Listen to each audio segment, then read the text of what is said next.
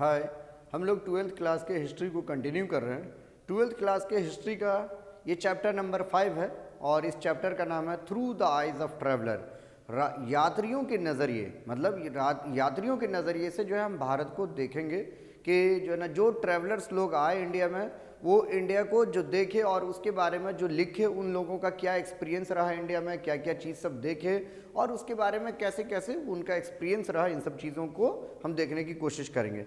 अब इससे पहले जो पिछला चैप्टर था थिंकर्स बिलीफ एंड बिल्डिंग, या फिर उससे और पहले जो चैप्टर नंबर 3 था किनशिप कास्ट एंड क्लास, इन दोनों चैप्टर में, पिछले 2 चैप्टर में हम क्या देखे, इंडियन हिस्ट्री पढ़ रहे हैं हम रिलीजियस जो टेक्स्ट है उसके पर्सपेक्टिव से। रिलीजियस बुक जैसे हम चैप्टर नंबर 3 में देखे महाभारत, धर्मशास्त्र, धर्म सूत्र के थ्रू इंडियन हिस्ट्री को या इंडियन सोसाइटी या इकोनॉमी को हम समझने की कोशिश किए।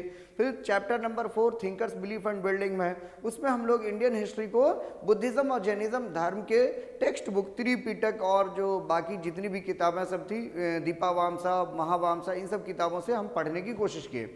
लेकिन इस चैप्टर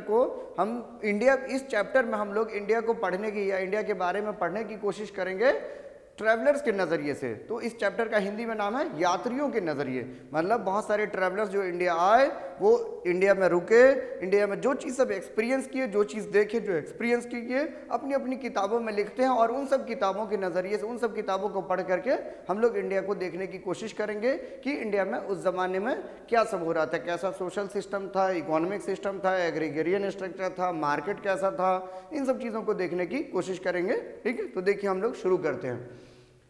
सबसे पहला ट्रैवलर्स पर्सपेक्टिव, मतलब यात्रियों के नज़रिए को हम लोग देखने की कोशिश करेंगे। ठीक है, तो यात्री ट्रैवलर्स, बहुत सारे ट्रैवलर्स इंडिया में आए, लेकिन सभी ट्रैवलर्स के बारे में हम लोगों को नहीं पढ़ना है। मेनली 3 ट्रैवलर्स के बारे में पढ़ना है। ठीक है, सबसे फर्स्ट है अल-ब्रूनी, दूसरा इब्न बतूता, तीसरा फ्रांकोइस बर्नियर। ठीक है, तो अल-ब्रूनी कहाँ से आए थे? अल-ब्रूनी आए थे उज़्बेकिस्तान के रीजन से, महमूद गजनी के साथ आए थे। इंडिया में काफ़ी दिनों तक रहे, अपने आखिरी 70 सालों तक वो रहे। इब्न बतूता मोरक्को से आए थे और जो है फ्रांकोइस बर्नियर फ्रांस से आए थे। तो ये सब जब इंडिया में रहे, काफ़ी दिनों तक रहे, इंडिया में क्या देखे, एक्सपीरियंस किए, इन सब चीज़ों को पढ़ना है। अब देखिए सबसे बड़ी बात है कि पुराने ज़माने में लोग सफ़र क्यों करते थे और जो है ना क्या क्या परेशानी आती थी। तो problem of travelling in ancient time, पुराने ज़माने में जो लोग एक जगह से दूसरी जगह सफ़र करते थे, ट्रैवल करते थे, तो क्या क्या परेशानियाँ आती थी। तो सबसे पहला परेशानी था, इतनी टेक्नोलॉजीज़ और कम्युनिकेशन डेवलप नहीं था, तो अक्सर ट्रैवल जो होता था वो जो है वो लॉन्ग टाइम ले लेता था, अच्छा खासा वक्त लग जाता था, टार्डियस होता था, थकान भरा होता था। दूसरी बात थी कि इनको काफ़िला वगैरह लूटने की जो है वो डर होती थी कि इनके जो है काफ़िले पर या जो है सफ़र के दौरान इन पर हमला नहीं हो जाए। फैसिलिटीज़ वगैरह नहीं होती थी, जैसे आज के डेट में बहुत सारे सराय होते हैं, मुसाफिरों के रहने की जगह होते हैं, होटल्स होते हैं, तो लेट नाइट हो जाता तो हम लोग वहाँ पर रह जाते हैं। रास्ते में कुदरती आफत और मुसीबत का भी डर होता था कि जो है ना आंधी तूफान आ गया या फिर जो है ना फ्लड आ गया, बरसात का मौसम शुरू हो गया। इसके अलावा इन लोगों को रास्ता भटकने का भी डर लगा रहता था। तो problem of travelling in ancient time, पुराने ज़माने में जो लोग सफ़र किया करते थे तो क्या क्या परेशानी होती थी। तो लैक ऑफ कम्युनिकेशन इतनी नहीं थी, इसी वजह से इन लोगों का सफ़र अक्सर लंबा हुआ करता था, लॉन्ग टाइम जो है लेता था। दूसरी बात थी कि टार्डियस हुआ करता था, काफ़ी थकान भरा हुआ करता था। जैसे सिंध से लेकर के और दिल्ली तक की बात की जाए तो जो है करीब 50-60 दिन लग जाता था बस जो है इतने दिनों में। अभी क्या है कि हम लोग 5-6-10 घंटे में दुनिया के किसी भी हिस्से में ट्रैवल कर सकते हैं, जो कम्युनिकेशन काफ़ी फास्ट है। तो सबसे पहला प्रॉब्लम, इन लोगों का सफ़र जो है वो काफ़ी लंबा हुआ करता था, टार्डियस हुआ करता था। दूसरा, रास्ते में काफिले लूटने का या इन लोगों के सफ़र के दौरान ख़तरा रहता था कि चोर, लुटेरे, डकैत इन पर हमला नहीं कर दे और सामान नहीं लूट ले।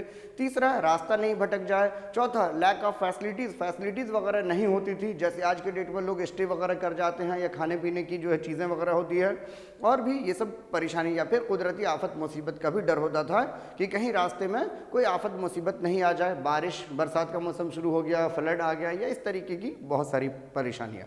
ठीक है, दूसरा अब जो नेक्स्ट है कि वाई ट्रैवल वॉज डन, आखिर सफ़र क्यों किया जाता था। लोग पुराने ज़माने में लोग एक जगह से दूसरी जगह क्यों जाते थे और सफ़र क्यों करते थे। तो सबसे पहला वजह है कि बहुत सारे लोगों को दिलचस्पी होती थी कि नए नए जगह पर जाए, एडवेंचर और नए नए जगह पर या एडवेंचरस चीज़ों को हम देखें या एडवेंचरस एक्टिविटीज़ में वो शामिल होते थे कि नए नए जगह जाना, उनकी उस जगह की कल्चर और जो है तौर तरीके को देखना, ये सब चीज़ होता था। जैसे कि इब्न बतूता था, इब्न बतूता को सफ़र करने में बहुत ज़्यादा मन लगता था, नई नई जगह पर जाना, वहाँ की चीज़ों को देखना, नए अपॉर्चुनिटी से वाकिफ़ होना।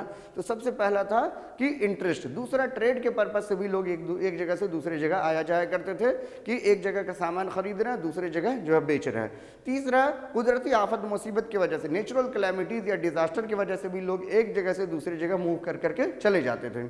और फोर्थ है कि नए अपॉर्चुनिटीज़ के मकसद से भी लोग एक जगह से दूसरी जगह जाया करते थे। जैसे हम देखते हैं अकबर के ज़माने में जो है एतमादुद्दौला के नाम जिसको टाइटल दिया गया, लक़ब दिया गया, वो ईरान से आए हुए थे, ठीक है, जिनकी बेटी नूरजहाँ होती है और बाद में जहांगीर से उसकी शादी होती है।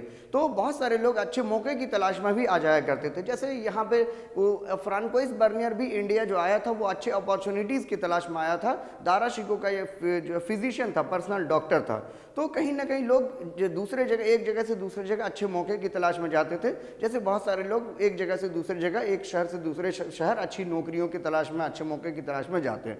तो क्या क्या प्रॉब्लम जो वाई ट्रैवल वाज डन, क्योंकि लोग सफ़र करते थे। तो सबसे पहला जो है सफ़र करने का सबसे पहला रीज़न क्या था, सफ़र करने का सबसे पहला रीज़न था इंटरेस्ट, दिलचस्पी, एडवेंचरस चीज़ें देखना, नए जगह जाना, नए नई चीज़ों को जो है देखना। दूसरा होता था कि बिज़नेस के मकसद से जा रहे हैं, ट्रेड के मकसद से जा रहे हैं। तीसरा, कुदरती आफत मुसीबत की वजह से एक जगह को छोड़ करके लोग दूसरी जगह जा करके बस जाते थे। चौथा, नए अपॉर्चुनिटीज़ की तलाश में भी लोग जाया करते थे। तो ये सब चीज़ है। तो ये दोनों टॉपिक भी आपको इंपॉर्टेंट है जो पूछा जा सकता है। Problem of travelling ancient time, ठीक है, पुराने ज़माने में जो लोग सफ़र करते थे तो उन लोगों को क्या क्या परेशानियां फेस करनी पड़ती थी, और वाई ट्रैवल वाज डन, आखिर लोग सफ़र क्यों करते थे, एक जगह से दूसरी जगह लोग मूव क्यों करते थे। तो ये सब थी।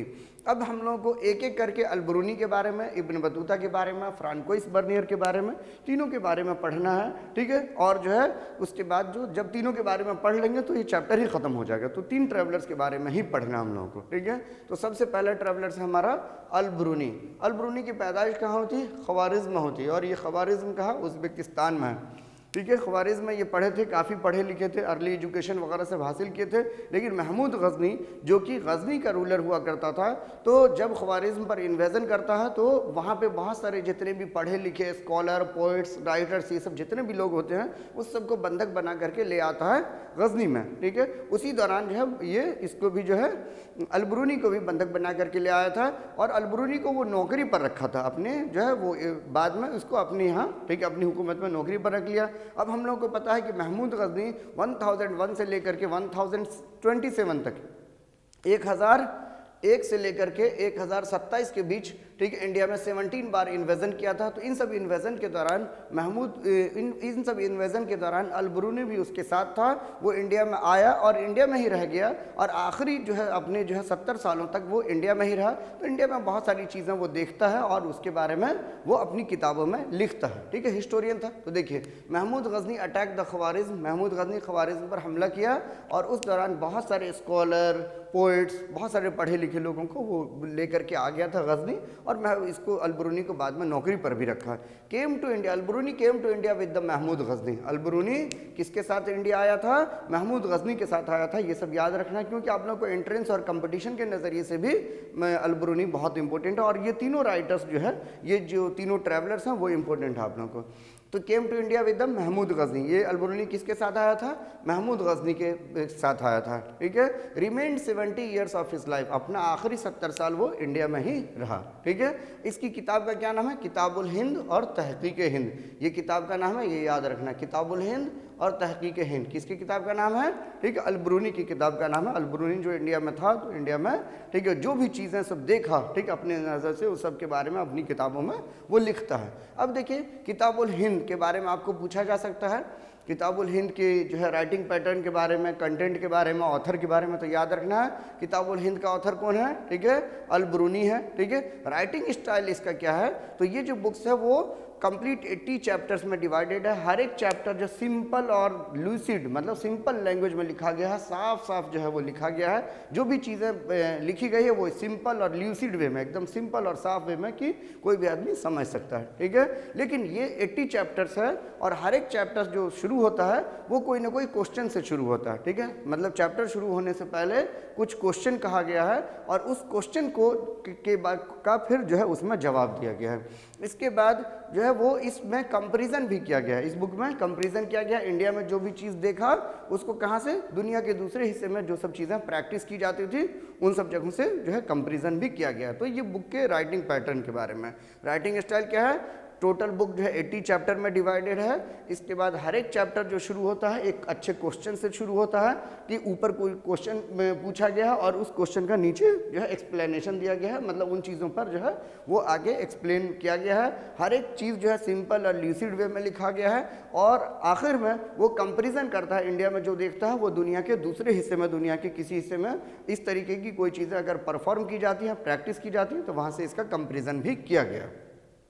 इसके बाद इसी का पार्ट है किताबुल हिंद का। इसका कंटेंट क्या है, मतलब इस बुक में आखिर लिखा है किन किन चीज़ों के बारे में, किस किस सब्जेक्ट के बारे में, कि आखिर जो है वो टॉपिक क्या है। तो इसका टॉपिक है यहाँ की कल्चर के बारे में, इंडिया में जो भी रहन सहन, तौर तरीका, खान पान, इन सब सारे चीज़ों पर है, ठीक है। इसके अलावा लैंग्वेज के बारे में, इंडिया में कौन कौन सी भाषाएँ बोली जाती थी, कितने आर्ट्स थे, क्या क्या चीज़ जो है वो परफॉर्म किया जाता था, डांस, गीत, ड्रामा, इन सब के बारे में। यहाँ के रीति रिवाज के बारे में भी लिखा गया है। स्कल्पचर जो बिल्डिंग की डिज़ाइन होती है उस सब के बारे में, और कितने तरीके के फेस्टिवल्स इंडिया में मनाया करते थे, इन सब के बारे में लिखा गया। ऑल्सो कंटेंट जो है इसमें और भी क्या है, रिलीजियस फिलॉसफीज है, जो धार्मिक चीज़ें हैं, जो धार्मिक प्रिंसिपल्स हैं, ठीक है, जैसे बुद्धिज़्म है, जैनिज़्म है, इसके अलावा इस्लाम है या हिंदुइज़्म है, तो सारी चीज़ों के धार्मिक चीज़ों के बारे में भी है। डेंटिस्ट्री कुछ एंड मेडिसिनल इन्फॉर्मेशन भी है, कुछ जो है वो मेडिकल इन्फॉर्मेशन वगैरह भी इस किताब में मिलता है। तो कंटेंट में, ठीक है, क्या सब है, ठीक है, देखना culture, language, arts, custom, sculpture, festivals, ठीक है। इसके अलावा कुछ रिलीजियस फिलॉसफीज और मेडिकल जो है वो चीज़ें पर भी है, मेडिकल इन्फॉर्मेशन भी इसमें है। इसके बाद नेक्स्ट हमारा टॉपिक है caste system and it's comparison. ये बात याद रखिएगा, किताबुल हिंद के राइटिंग पैटर्न पर आपको क्वेश्चन पूछा जा सकता है। ये किताबुल हिंद के जो है जो राइटिंग स्टाइल है उस पर जो है वो आपसे एनालिसिस पूछ सकता है या आपको लिखने के बारे में, एक्सप्लेन करने के बारे में पूछ सकता है। अगर अल-बरूनी से पूछेगा तो किताबुल हिंद के राइटिंग पैटर्न के बारे में पूछेगा, या फिर caste system and it's comparison with the Persia, ठीक है। इस बुक में जो मेन चीज़ है जो देखा गया है कि इंडिया में जो कास्ट सिस्टम था और उस कास्ट सिस्टम को कंपेयर किया गया है पर्शिया से, ईरान के कास्ट सिस्टम के से, ठीक है। तो अल-बरूनी कहते हैं कास्ट सिस्टम में कि इंडिया की सोसाइटी जो थी वो 4 पार्ट में बटी हुई थी। सबसे ऊपर ब्राह्मण, जिसको हम वर्ण सिस्टम इंडिया में कहते हैं, सबसे ऊपर ब्राह्मण, उसके बाद क्षत्रिय, उसके बाद वैश्य और उसके नीचे शूद्र। तो बोला गया कि इंडियन सोसाइटी 4 पार्ट में बटी हुई थी और ये ऊपर से नीचे तक हायरार्कियल था। सबसे टॉप पर ब्राह्मण हुआ करते थे और सबसे लोएस्ट पोजीशन पर जो है शूद्र हुआ करते थे। ये जो लोगों का जो वर्ण सिस्टम था ये बर्थ के बेसिस पर था कि जो जिस वर्ण में पैदा हो गया उसकी स्टेटस और उसका ऑक्यूपेशन वैसा ही होगा, ठीक है। ये सब चीज़ जो है वो ब्राह्मण का ऑक्यूपेशन जो है वेद पढ़ना, दूसरे को पढ़ने देना, पूजा पाठ करना और जो है रिचुअल्स वगैरह दूसरे को परफॉर्म करने में हेल्प करना। दूसरे क्षत्रिय जो कि राजा हो सकते थे। इसके अलावा वैश्य जो थे जो कि पीजेंट, फार्मर, ये सब होते थे, ट्रेडर्स होते थे। और शूद्र जो होते थे वो ऊपर के तीनों वर्ण के यहाँ सर्विसेज किया करते थे। तो ये जो वर्ण सिस्टम था ये बर्थ पर बेसिस था, अनचेंजेबल था, चेंज नहीं हो सकता था। जिसका जिस वर्ण में बर्थ हो गया वो वैसा ही ऑक्यूपेशन जो है वो इख्तियार करेगा। ये अक्सर रिजिड हुआ करता था। रिजिड कहने का मतलब कि वर्ण नहीं बदला जा सकता। अगर कोई लायक आदमी भी है और शूद्र में पैदा हो गया तो वैश्य का ऑक्यूपेशन नहीं अपना सकता है। अगर कोई वैश्य है तो वो जो है ब्राह्मण का ऑक्यूपेशन नहीं अपना सकता है। तो बर्थ के बेसिस पर था, रिजिडिटी था और डिस्क्रिमिनेशन भी हुआ करता था। क्योंकि इसमें आगे चल करके एक और वर्ण आया जो कि चंडाल है, तो इन लोगों के साथ अक्सर भेदभाव, डिस्क्रिमिनेशन भी हुआ करता था। और इसको कंपेयर किया है कि पर्शिया के बारे में। तो पर्शिया जो कि ईरान का पुराना नाम है, तो ईरान के बारे में कहा कि वहाँ भी जो है वो कास्ट सिस्टम था, वहाँ की भी सोसाइटी 4 पार्ट में बटी हुई थी। सबसे ऊपर जो है वो किंग हुआ करते थे, उसके बाद जो है वॉरियर्स होते थे, उसके बाद पढ़े लिखे लोग होते थे, और उसके नीचे पीजेंट फार्मर्स वगैरह होते थे। लेकिन कहा कि वहाँ भी सोसाइटी 4 पार्ट में बटी हुई थी, लेकिन दोनों में फ़र्क ये था कि वहाँ पर बर्थ के बेसिस पर ऑक्यूपेशन नहीं था, वहाँ पर मेरिट के बेसिस पर ऑक्यूपेशन फिक्स था। ठीक है, हाँ, सोसाइटी ऊपर से नीचे तक बटी हुई थी, वहाँ पर इतना रिजिड नहीं था। जो जैसा ऑक्यूपेशन करता था वो उस हिसाब से उस ग्रुप में जो है उस ग्रुप में या उस वर्ग में वो आता था। ठीक है, तो इंडिया में रिजिडिटी थी, डिस्क्रिमिनेशन था, लेकिन वहाँ पर उतना रिजिड नहीं था, ये चेंजेबल था, चेंज हो सकता था। हाँ, सोसाइटी 4 पार्ट में बटी हुई थी, बर्थ के बेसिस पर नहीं था, मेरिट के बेसिस पर था पर्शिया में। ठीक है, तो इस तरीके से ये दिखाने का कोशिश किया और बताने का कोशिश किया कि इंडिया में रिजिड था, डिस्क्रिमिनेटरी था और इनह्यूमन टाइप का जो है वो इंडिया में प्रैक्टिस था। तो इस तरीके से इंडियन कास्ट सिस्टम पर हम कह सकते हैं वो क्रिटिसिज्म किया और पर्शिया से इसको कंपेयर करने की कोशिश किया। ठीक है, और बताया। तो आपको पूछा जा सकता है, बहुत इंपॉर्टेंट है। अब दूसरी तरफ देखिए, यहाँ इब्न बतूता का यहीं पे कहानी ख़त्म होता है, अल-बरूनी का कहानी ख़त्म होता है, और इब्न बतूता हमारा जो दूसरा ट्रैवलर है, नेक्स्ट ट्रैवलर जो है ये इब्न बतूता की पैदाइश 1304 में हुई थी, और ये मोरक्को से आए थे। मोरक्को जो कि अफ्रीका कंटिनेंट में, अफ्रीका के ईस्टर्न पार्ट में जो है वो नॉर्थ ईस्टर्न पार्ट में एक कंट्री है, और मोरक्को में भी टैंजियर नाम की जगह पर इनकी पैदाइश हुई थी। ठीक है, इनकी पैदाइश काफ़ी वेल ऑफ फैमिली में हुआ था। इसके फैमिली में काफ़ी पढ़े लिखे लोग सब थे, तो जो है जो काफ़ी पढ़े लिखे लोग सब थे, तो अपनी फैमिली की ट्रेडिशन को आगे बढ़ाते हुए ये भी अच्छी एजुकेशन हासिल करता है और पढ़ता लिखता है, और पढ़ने लिखने के बाद जो है वो और भी बहुत सारे लैंग्वेज वगैरह पर भी जो है इसकी महारत हासिल होती है। लेकिन एक दिन इसके ख्याल में आता है, एक दिन इसको एक सपना आता है, एक ड्रीम आता है कि वो उस ड्रीम में देखता है कि हम किसी बहुत बड़े से जो है वो बर्ड्स के विंग्स पर बैठे हुए और ईस्ट की तरफ जो है हम सफ़र करें, ईस्ट की तरफ जा रहे हैं। और ये मनमौजी आदमी था, इसको सफ़र और ट्रैवल्स वगैरह करने में इसको बहुत मज़ा आता था। अपनी इस ड्रीम को फॉलो करते हुए ये निकल पड़ता है मोरक्को से कहाँ कहाँ जाता है देखिए, इराक जाता है, मक्का मदीना जाता है, सीरिया जाता है, यमन जाता है, ओमान जाता है, उसके बाद वहाँ से सिंध होते हुए इंडिया, चाइना और इंडोनेशिया, इतनी जगहों पर सफ़र किया। तो ये काफ़ी एडवेंचरस पर्सन था, इसको एक जगह से दूसरी जगह जाने में बहुत ज़्यादा मन लगता था, नई नई जगहों पर जाना, नई नई चीज़ों को सीखना जो है इब्न बतूता को बहुत मज़ा आता था इन सब चीज़ों में। ठीक है, और ऐसे ही सबके थ्रू ये 1332 और 1333 में वो इंडिया पहुँचता है। जब इंडिया आता है तो इंडिया में उस ज़माने में मोहम्मद बिन तुगलक, ठीक है, जो रूलर हुआ करता था, बादशाह हुआ करता था। मोहम्मद बिन तुगलक की गिनती उस ज़माने में अमीर बादशाह में हुआ करता था। ये सुना था मोहम्मद बिन तुगलक के बारे में, सिंध वगैरह के रीजन में जब आया तो सुना कि मोहम्मद बिन तुगलक जो बादशाह है, उस बादशाह की ज़िंदगी में वो बादशाह डेली 2 काम करता है। एक काम ये करता है कि डेली किसी न किसी आदमी को अमीर बना देता है और डेली किसी एक आदमी को सज़ा देता है। ठीक है, तो ये मतलब मोहम्मद बिन तुगलक के बारे में सुन करके बहुत मुतासिर हुआ। डेली एक आदमी को अमीर बनाता है, कहने का मतलब कि उसकी खिदमत से खुश होकर के उसको अच्छा खासा इनाम देता है, और राजा देगा तो थोड़े बहुत नहीं देगा, राजा देगा तो अच्छा खासा इनाम देगा। तो डेली किसी न किसी को मोहम्मद बिन तुगलक जो बादशाह है वो डेली किसी न किसी को अमीर बना देता है और डेली किसी न किसी को फांसी देता है। तो सिंध के रीजन में जब इस मोहम्मद बिन तुगलक के बारे में सुना तो ये इंडिया की तरफ रुख किया और आया। 1333 में जो है मोहम्मद बिन तुगलक के दरबार में पहुंचा। मोहम्मद बिन तुगलक इसके काबिलियत और सलाहियत, इसके जो है स्किल को देख करके जो है वो काफ़ी मुतासिर हुआ, काफ़ी इन्फ्लुएंस हुआ और उसको अपने यहाँ, ठीक है, काजी के पोस्ट पर जो है, जज के जो है ओहदे पर नौकरी पर रख लिया और अगले 8 सालों तक ये जज के पोस्ट पर रहा। जबकि देखा जाए इस दौरान मोहम्मद बिन तुगलक की और इब्न बतूता की कुछ गलतफहमी हो गई और उस गलतफहमी की वजह से मोहम्मद बिन तुगलक जो है इब्न बतूता को कुछ दिनों के लिए जेल में भी रखा। बाद में जब गलतफहमी दूर हो गई तो राजा इसको जो है वो बाहर कर दिया, मतलब जेल खाने से रिहा कर दिया और फिर किसी तरीके से जो है ना ये जो मोहम्मद बिन तुगलक का एम्बेसडर बनते हुए चाइना की तरफ गया और वहीं से वापस इंडोनेशिया होते हुए जो है वापस मोरक्को चला गया। ठीक है, तो काफ़ी जब उसको जिस दौरान जेल हो गई थी, जिस दौरान सज़ा हो गई थी, उस दौरान ये काफ़ी डरा हुआ था। अब इशू हुआ क्या था, क्यों जेल हुई थी वो बताते हैं। इब्न बतूता जब इंडिया में रह रहा था तो इब्न बतूता की दोस्ती किसी जो है वो पर्सन से हो गई, किसी आदमी से हो गई। ठीक है, एक बुजुर्ग हुआ करते थे या कौन थे, इसी टाइप के कुछ जो है वो रिलीजियस पर्सन हुआ करते थे। मोहम्मद बिन तुगलक और उनके यहाँ काफ़ी आना जाना होता था, काफ़ी मिलना जुलना हुआ करता था। मोहम्मद बिन तुगलक इत्तफाक से उस बुजुर्ग को, ठीक है, जिसके यहाँ इब्न बतूता का आना जाना था, जिससे फ्रेंडशिप थी, तो उसको वो मिलने के लिए बुलाते हैं। ठीक है, लेकिन वो बुजुर्ग आते नहीं हैं तो मोहम्मद बिन तुगलक उनको बुला करके और फांसी पर लटका देते हैं, फांसी की सज़ा दे देते हैं। और एक लिस्ट बनाई जाती है उन सब लोगों की जो सब लोग उस बुजुर्ग से मिला करते थे, उसी सब लिस्ट में, ठीक है, कि जिसको फांसी दी गई थी उससे कौन कौन लोग मिला करते थे, कि किन के सोहबत में थे, और जो है ना किन लोगों की वजह से जो है उनका ऐसा मामला था कि बादशाह से मिलने से भी इनकार कर दिया। तो जब लिस्ट बनाई जाती है तो उसके मिलने जुलने वालों में से तो उस लिस्ट के नाम में एक मोहम्मद बिन एक जो इब्न बतूता का भी नाम आ जाता है, और इब्न बतूता को इसी गलतफहमी की इसी बुनियाद पर उसको जेल में रखा जाता है, बाद में, ठीक है, छोड़ भी दिया जाता है। तो जब छोड़ दिया जाता है तो इब्न बतूता ऑलरेडी मोहम्मद बिन तुगलक से काफ़ी डरा हुआ था कि कहीं इसको फांसी की सज़ा नहीं दे दी जाए। तो उसी ज़माने में चाइना से एक एम्बेसडर आता है इंडिया में, ठीक है, मोहम्मद बिन तुगलक के दरबार में, और इब्न बतूता उस एम्बेसडर के बारे में मोहम्मद बिन तुगलक से कहते हैं कि जो है ना, अगर चाइना इसलिए इतना तरक्की कर रहा है क्योंकि देश विदेश या दूसरे कंट्री से ये ट्रेड कर रहा है, अगर हम भी ट्रेड करें तो जो है इंडिया भी तरक्की कर सकती है, और आपको भी चाहिए कि आप जो है चाइना के बादशाह के यहाँ, ठीक है, अपना राजदूत या एम्बेसडर भेजें, अच्छा रिलेशन बनाए, ट्रेड्स वगैरह को बढ़ावा दें। तो फिर मोहम्मद बिन तुगलक इब्न बतूता को ये अपॉइंट करता है कहाँ जाने के लिए, चाइना जाने के लिए। बहुत सारा गिफ्ट वगैरह सब जो है वो चाइना के रूलर के लिए मोहम्मद बिन तुगलक इब्न बतूता को दिया था। इब्न बतूता चाइना के रास्ते में ही इब्न बतूता के काफिले पर हमला हो जाता है, और जो गिफ्ट वगैरह सब दिया गया था वो सब लूट लिया जाता है।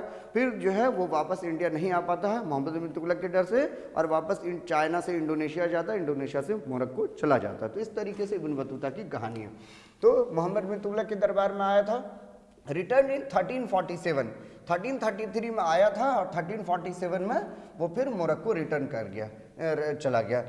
जितने दिन वो इंडिया में रहा तो जो है वो अपनी बुक लिखता है, जैसे अलबरूनी की बुक थी किताबुल हिंद, तो वैसे ही ये बुक लिखता है जिस बुक का नाम है रहला, ठीक है, और ये कौन से भाषा में है, ये अरबिक भाषा में, ठीक है, अरबी लैंग्वेज में है, और अरबिक लैंग्वेज में यहाँ लिखा हुआ, और इसका उर्दू होगा, उर्दू नाम अगर देखें तो इसका होगा सफ़रनामा।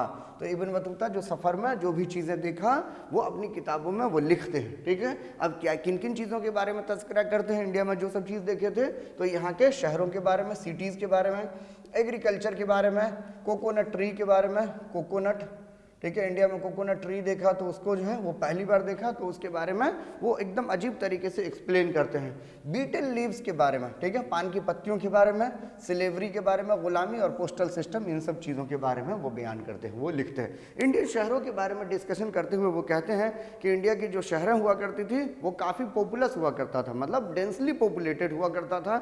यहाँ की मार्केट वगैरह सब भरे होते थे, रंग बिरंगे सामान मिला करते थे। इसके अलावा काफ़ी डेंसली पॉपुलेटेड था, बहुत सारी अपॉर्चुनिटीज़ यहाँ हुआ करती थी, और यहाँ लोग शहरों में अमीर लोग रहा करते थे। ये जनरली शहर की खासियत भी होती है। तो शहरों के बारे में क्या कहा कि शहर जो होते थे वो डेंसली पॉपुलेटेड होते थे, मार्केट में तरह तरह की चीज़ें बिका करती थी। इसके अलावा वो कहा कि शहर में बहुत सारी अपॉर्चुनिटीज़ होती थी, लोग जो है दूसरे जगह से आया करते थे, बहुत सारे लोगों को काम या और भी रोजी रोटी का जरिया हुआ करता था, और जनरली अमीर लोग शहरों में रहा करते थे। तो ये शहरों के बारे में कहें, ठीक है। इंडियन एग्रीकल्चर के बारे में कहते हैं कि इंडियन एग्रीकल्चर जो हुआ करता था, इंडिया में काफ़ी फर्टाइल ज़मीन होती थी। इस फर्टाइल ज़मीन की वजह से यहाँ का एग्रीकल्चर प्रोडक्शन बहुत ज़्यादा होता था।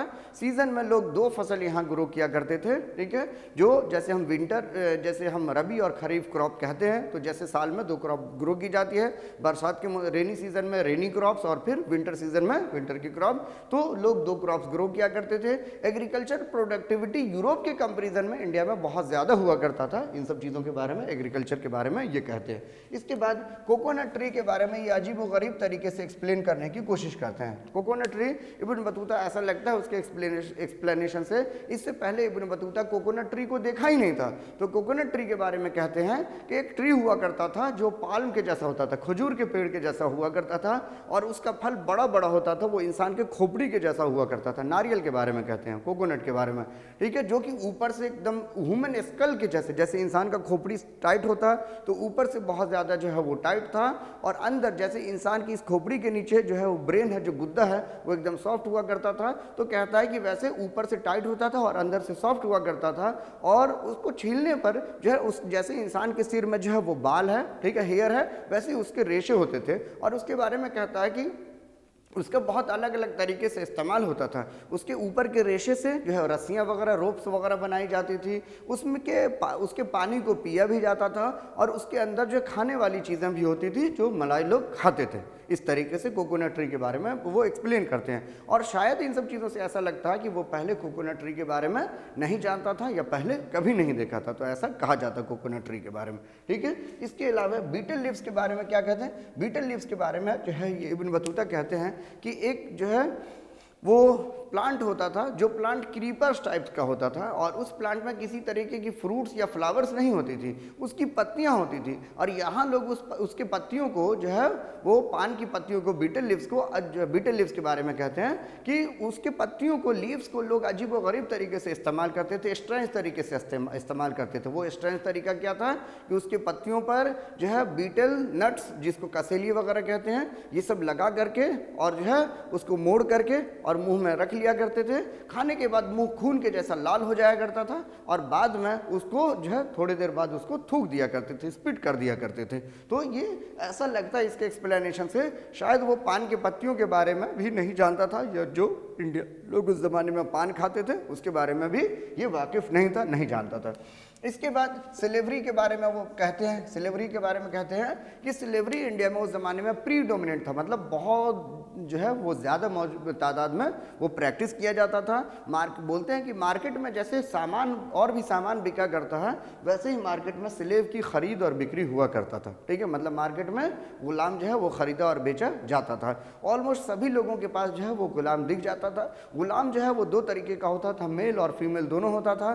ठीक है, फीमेल गुलाम जो है वो थोड़ी महंगा बिका करता था, मेल गुलाम जो है थोड़ा सस्ता बिका करता था। मेल गुलाम का काम जो होता था वो पालकी उठाना, पाल जो है और जो है एग्रीकल्चर पर्पज से किया जाता था, और फीमेल गुलाम का काम जो है वो डोमेस्टिक वर्क्स के लिए किया जाता था। गुलाम जो होती थी उस ज़माने में स्किलफुल भी होती थी, वो जनरली वो गाना गाना, डांस करना, इन सब चीज़ों में भी वो इंगेज होती थी, तो इंटरटेनमेंट वगैरह का भी जरिया हुआ करता था। गुलाम के बारे में वो खुद ही एक्सप्लेन करते हैं कि हम खुद अपनी आंखों से जो है अपनी 3 एक्सपीरियंस को वो जाहिर करते हैं। कहते हैं कि मोहम्मद बिन तुगलक के ज़माने में जब हम मोहम्मद बिन तुगलक जो है किसी एक नसीरुद्दीन महमूद जो बुज़ुर्ग थे उसकी खिदमत से बहुत खुश हुए, तो उसको 1 लाख सोने के सिक्के और 200 गुलाम जो है वो गिफ्ट दिए। इसके अलावा खुद के बारे में कहते हैं, हम खुद जो मुल्तान के गवर्नर से मिलने गए तो कुछ गुलाम और थोड़े बहुत किशमिश उसके साथ लाए। और मोहम्मद बिन तुगलक के बारे में कहते हैं कि हम जब दिल्ली मोहम्मद बिन तुगलक से मिलने आए तो मोहम्मद बिन तुगलक के लिए बहुत सारे गुलाम, बहुत सारे कैमल्स, बहुत सारे और भी एलिफेंट वगैरह जो है वो उसको जो है वो गिफ्ट किए थे। ठीक है, तो बहुत सारे स्लेव, हॉर्स और कैमल, एलिफेंट नहीं, ठीक है, स्लेव, हॉर्स और कैमल मोहम्मद बिन तुगलक के लिए गिफ्ट में ये लाए थे। इसके अलावा पोस्टल सिस्टम के बारे में भी जिक्र करते हैं। पोस्टल सिस्टम के बारे में कहते हैं कि इंडिया का पोस्टल सिस्टम जो उस ज़माने में हुआ करता था वो पूरी दुनिया से अगर देखा जाए तो बिल्कुल अजीब था, बहुत ही एफिशिएंट था, बहुत ही फास्ट और एफिशिएंट था। ठीक है, और ये पोस्टल सिस्टम 2 तरीके का हुआ करता था। एक हॉर्स का पोस्टल सिस्टम हुआ करता था, और दूसरा जो है वो फुट पोस्टल सिस्टम हुआ करता था, जिसको उलुक कहते थे। ठीक है, ये उलुक कहते थे। ये 2 तरीके का पोस्टल सिस्टम जो था, तो हॉर्स में क्या था कि हॉर्स में मीन्स लोग एक जगह से दूसरी जगह हॉर्स से जाया करते थे और जो है वो खबर पहुंचाया करते थे। और इसके बारे में कहते हैं कि ये इतना एफिशिएंट था कि जैसे सिंध से लेकर के, सिंध से या मुल्तान से दिल्ली तक पहुंचने में अगर 50 दिन लग जाता था आम लोगों के लिए, तो ये इस कम्युनिकेशन से 5 दिन में ही खबर पहुंचाई जा सकती थी, 5 डेज में ही खबर पहुंचता था। ये होता कैसा था कि हर 4 मील पर पोस्ट था। यहाँ से अगर कोई जो है घोड़ा और घोड़सवार खबर लेकर के पहुँचा तो 4 मील के बाद घोड़े बदल जाएंगे, 4 मील मतलब ऑलमोस्ट 10 किलोमीटर, घोड़े बदल जाएंगे, घोड़सवार बदल जाएगा, ये आदमी खबर लेकर के जाएगा और यहाँ पर ठीक है घोड़े भी बदलेंगे, घोड़सवार भी बदलेंगे, और फिर ये आदमी वहाँ से नेक्स्ट आदमी दूसरी खबर लेकर के अगले 4 मील तक जाएगा। 4 मील जाने के बाद वहाँ पर भी पोस्ट है और वहाँ पर ये खबर अगले आदमी को दे दिया जाता था, पहले से आदमी, ठीक है, हॉर्समैन और हॉर्स जो है वो तैयार रहता था, फिर उस खबर को तेज़ी से लेकर के आगे पहुंचाया जाता था। इस तरीके से जो है वो घोड़े से खबर पहुंचाई जाती थी, और इस तरीके का सिस्टम जो है वो घोड़ों से जो खबर पहुंचाई जाती थी वो शायद एलीट लोग या जो है गवर्नमेंट के पर्पज़ से जो है किंग के पर्पज़ से इस्तेमाल किया जाता रहा होगा। दूसरा सिस्टम था फुट, ठीक है, जो कि पैदल जो है लोग जो है एक हाथ में खबर और दूसरे हाथ में एक स्टिक लिया करता था, जिस स्टिक में किसी तरीके का बेल लगा होता था और वो उसको लेकर के वो दौड़ता रहता था। तो वो कैसे दौड़ता था, तो यहाँ पर भी बताया गया है कि इसमें फुट वाले में बताया गया कि हर 3 मील पर, ठीक है, वो एक जो है हर 3 मील पर एक आदमी 3 मील तक दौड़ता था, और इस दौरान हर एक मील पर, ठीक है, एक एक विलेज होते थे, गांव होते थे, और हर एक गांव में जो है वो कुछ रेस्ट करने के लिए, आराम करने की जगह होती थी, और यहाँ से लोग दौड़ता था, ठीक है, और हर 3 मील पर आदमी बदलता था, और ये दूसरे आदमी को देगा, फिर वो तीसरे आदमी को देगा, और पैदल जो है वो दौड़ते हुए खबर पहुँचाई जाती थी। जो खबर लेकर के दौड़ता था उसके एक हाथ में खबर होता था, मतलब चिट्ठी या किसी तरीके का लेटर्स वगैरह होता रहा, दूसरे हाथ में घड़ी, दूसरे हाथ में एक स्टिक्स है, छड़ी जिसको कहते हैं, और उसमें बेल घंटियाँ टाइप की लगी हुई है। तो इस तरीके से जो है पोस्टल सिस्टम इंडिया का उस जमाने में अगर दुनिया के दूसरे जगहों से देखा जाए तो काफ़ी एफिशिएंट था, और जो है वो इस तरीके से जो है वो फास्ट खबर पहुंचती थी। तो इस सब के बारे में लिखते हैं। तो इब्न बतूता यहीं पर जो है वो ख़त्म है, इब्न बतूता के बारे में इतना ही दिया हुआ, ठीक है। और फाइनली जो हमारा तीसरा ट्रेवलर्स है जो कि फ्रांकोइस बर्नियर है। तो फ्रांकोइस बर्नियर की नेशनलिटी क्या थी? ये फ्रांस से आया था, 1620 में जो है वो इसकी पैदाइश हुई थी। ये काफ़ी पढ़ा लिखा आदमी था, ठीक है, जो फिजिशियन था, डॉक्टर था, फिलोसफर था, बहुत सारे जो है वो डेजिग्नेशन, बहुत सारे जो है बहुत एजुकेशनल क्वालिफिकेशन इसकी भी थी, ठीक है। लेकिन इंडिया भी आता है। ये कब आता है इंडिया?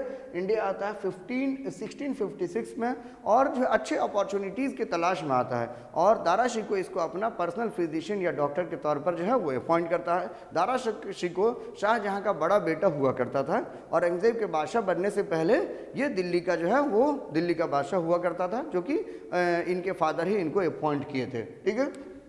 और 1656 से 1668 करीब ये 12 ईयर जो है वो इंडिया में रहता है। कौन? Francois Bernier. फ्रांकोइस बर्नियर की बुक का नाम है travel in the Mughal empire, ठीक है। क्या नाम है? Travel in the Mughal empire. चाहे अलबरूनी की बात हो, इब्न बतूता की बात हो, या जो है इसकी बात हो, फ्रांकोइस बर्नियर की बात हो, इन तीनों के बुक्स में से आपको बुक्स का नाम पूछा जाएगा, किस लैंग्वेज में लिखा गया है, ये सब के बारे में पूछा जाएगा, ठीक है। तो आप याद रखिएगा।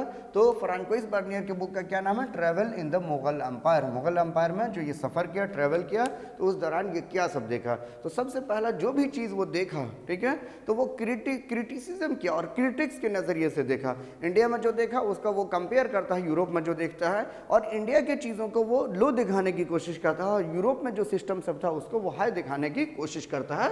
कौन? Francois Bernier. तो देखिए लिखा हुआ है, compare the Indian system with the western. India में जो देखा उसको वेस्ट से कंपेयर करने की कोशिश किया। Criticise the Indian system and depicted in the pathetic condition. और कहता है कि इंडिया में जो सिस्टम था वो बहुत बुरे हालात में था, यहाँ की सोसाइटी भी बहुत बुरे हालात में थी, और बहुत बुरा कंडीशन था इंडिया का। मतलब यूरोप के कंपेयर में वो इंडिया को कंपेयर किया, ठीक है। अब आगे देखिए किस किस चीज़ों के बारे में कंटेंट क्या है। ये इंडिया में लैंड ऑनरशिप के बारे में जिक्र किया, इंडियन सोसाइटी के बारे में जिक्र किया, और ट्रेडिशन ऑफ सती सिस्टम के बारे में जिक्र किया।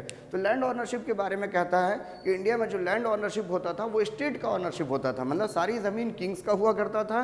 किंग्स जो है वो किंग्स ज़मींदार को या और किसी दूसरे लोगों को, जो इक़्तिदार को या मनसबदार को, वो ज़मीन हैंड ओवर करता था, और वो जो है पीजेंट को बांटा करता था, किसानों को ज़मीन डिस्ट्रीब्यूट कर दिया करता था, उससे अच्छा खासा टैक्स लिया करता था, और वो टैक्स जो है राजा को दिया करता था। मतलब राजा जो है वो ज़मीन किसानों को, पीजेंट को दे दिया है। ऑनर कौन है? राजा खुद है, ठीक है, या फिर मनसबदार है। ज़मीन पीजेंट का ऑनरशिप नहीं होता था, तो पीजेंट खुद को मालिक नहीं समझते थे, और ना ही वो नेक्स्ट जनरेशन मतलब अपने बेटे को वो ज़मीन ट्रांसफ़र कर सकते थे, तो ना ही वो खुद का मालिक समझते थे। इसीलिए ज़मीन के इम्प्रूवमेंट के लिए, मतलब एग्रीकल्चर लैंड के इम्प्रूवमेंट में किसी तरीके का वो कोई ख़ास ध्यान नहीं देते हैं। एग्रीकल्चर भी बहुत अच्छे से नहीं की जाती थी, प्रोडक्टिविटी भी बहुत ज़्यादा नहीं थी। तो ये कौन कहते हैं? ये जो है फ्रांकोइस बर्नियर इंडिया के बारे में कहते हैं। और फिर कहते हैं कि यूरोप के कंपेयर में अगर देखा जाए तो यूरोप में जो है वो ज़मीन जो है प्राइवेट ऑनरशिप नहीं, जो है यूरोप में ज़मीन जो है वो गवर्नमेंट के कंट्रोल में नहीं आता था, किंग के कंट्रोल में नहीं होता था। ज़्यादातर ज़मीन प्राइवेट ऑनरशिप में था। जो पीजेंट फार्मर थे उसकी खुद की ज़मीन थी, तो वो खुद को अपना मालिक समझते थे, और वो अपनी ज़मीन अपने बेटे को भी ट्रांसफ़र कर सकते थे। तो वो अक्सर दिल लगा करके कल्टीवेशन करते थे। एग्रीकल्चर में बहुत ज़्यादा इंप्रूवमेंट हुआ करता था, और इस वजह से एग्रीकल्चर की प्रोडक्टिविटी वहाँ पर ज़्यादा थी। तो ज़मीन के ऑनरशिप के बारे में, लैंड ऑनरशिप के बारे में इंडिया में दिखाए और यूरोप में दिखाने की कोशिश की। दूसरा इंडियन सोसाइटी के बारे में क्या है, तो इंडियन सोसाइटी के बारे में कहा कि इंडियन सोसाइटी में मेनली दो ग्रुप के लोग होते थे, या तो बहुत गरीब या तो बहुत अमीर, ठीक है, मतलब गरीब पीजेंट वूजेंट है, बहुत अमीर जो है वो जमींदार वगैरह हुआ करते थे। यहाँ के शहरों के बारे में बोला कि धूल गर्दे से भरा हुआ होता था, बहुत ही डर्टी वगैरह सब हुआ करता था जगह, इन सब के बारे में ऐसा कहा है। और सती सिस्टम के बारे में अच्छे से कहा। सती सिस्टम के बारे में क्या कहा कि इंडिया में एक सिस्टम था सती सिस्टम, जिसमें किसी भी वुमेन्स को उसके हस्बैंड के डेथ के बाद उस वुमेन्स को उसके मर्जी के बगैर ज़बरदस्ती उसको जो है वो वुमेन्स के फ्यूनरल पायर में जो है वो बैठा करके जला दिया करते थे, जो कि ये सिस्टम इंडिया में बिल्कुल इनह्यूमन था, डेरोगेटरी था, जो कि इंडियन सोसाइटी के बारे में वो कम्प्लीटली कहा कि वो कहीं ना कहीं डीजेनरेटेड सोसाइटी था, मतलब तरक्कियाँ वगैरह नहीं थी, ठीक है, सुपरस्टिशन, अंधविश्वास और भी जो है रिलीजियस बैड प्रैक्टिस वगैरह सब के बारे में कहा। तो कहा कि ये जो सती सिस्टम था बिल्कुल इनह्यूमन था। उसके बाद वो बताते हैं कि वो अपनी आंखों से जो देखे थे, उसका कहना था कि हम अपनी आंखों से देखे एक 12 साल की लड़की को, 12 ईयर की गर्ल्स को, 4 ब्राह्मण और एक लेडीज, ठीक है, उसको व्हाइट कपड़ा पहना करके और उसके हाथ और पाँव को बांध करके और जो ड्रैग कर करके लाए और उसको अपनी जो है वो हस्बैंड के फ्यूनरल पायर पर, ठीक है, चिता पर रख करके और जो है उसको जला दिए। उसके हाथ पाँव को इसलिए बांध दिए थे कि वो कहीं भाग नहीं जाए। तो इस तरीके से कास्ट जो है सती सिस्टम के बारे में, ठीक है, वो क्रिटिसाइज करते हैं कि ये जो सिस्टम था बिल्कुल इनह्यूमन था, ठीक है, इस तरीके से। तो यहीं पर ये चैप्टर खत्म होता है। इसके बाद हम लोग नेक्स्ट वीडियो में इस चैप्टर के क्वेश्चन आंसर को करने की कोशिश करेंगे। इस चैप्टर में जो भी प्रीवियस ईयर में क्वेश्चन पूछा गया है, एनसीईआरटी के जो क्वेश्चन है और भी जो एक्सपेक्टेड क्वेश्चन बनता है, हम उसको डिस्कस करेंगे। तब तक आप बने रहिए। अगर आपको इस वीडियो से फ़ायदा हो रहा है तो आप अपने दोस्तों को भी, जो बोर्ड का एग्जाम दे रहे हैं, उसको भी शेयर कीजिए, लाइक कीजिए, सब्सक्राइब कीजिए, शेयर कीजिए। Thank you.